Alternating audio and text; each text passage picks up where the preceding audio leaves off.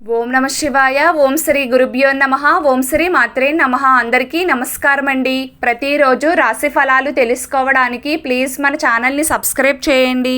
అలాగే వీడియోని తప్పకుండా లైక్ చేసి మన ఛానల్కి మీ వంతు సపోర్ట్ ఇవ్వండి. గోచార్య రీత్యా తులారాశి వారు ఎటువంటి శుభ అశుభ ఫలితాలు పొందుతారో తెలుసుకోవాలంటే ఈ వీడియోని స్కిప్ చేయకుండా చివరి వరకు చూడండి.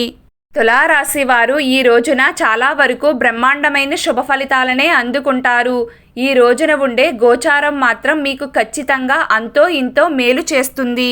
ఇందులో ఎలాంటి సందేహం లేదు. ఇంకా చెప్పాలంటే అన్ని విధాలుగా ఈ రోజున తులారాశి వారు సద్వినియోగం చేసుకునే ప్రయత్నం చేయండి.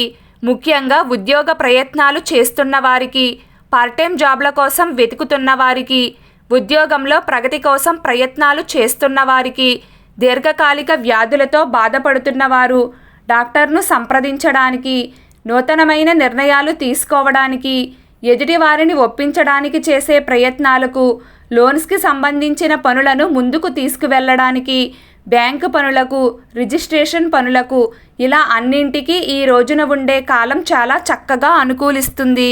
తులారాశి వారికి ఈరోజు కుటుంబ వాతావరణం కూడా బాగానే ఉంటుంది. సమాజంలో గౌరవ మర్యాదలు పెరుగుతాయి.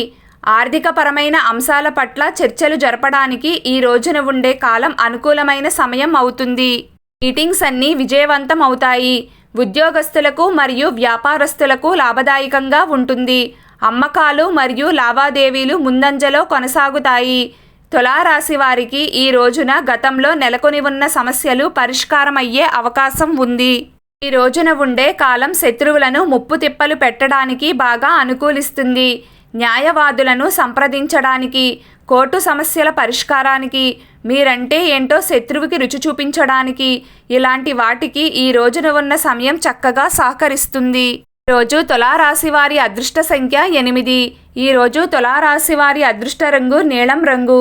ప్రతిరోజు మీకు ఇష్టమైన దైవారాధన చేస్తూ ఉండండి. అంతా శుభం కలుగుతుంది.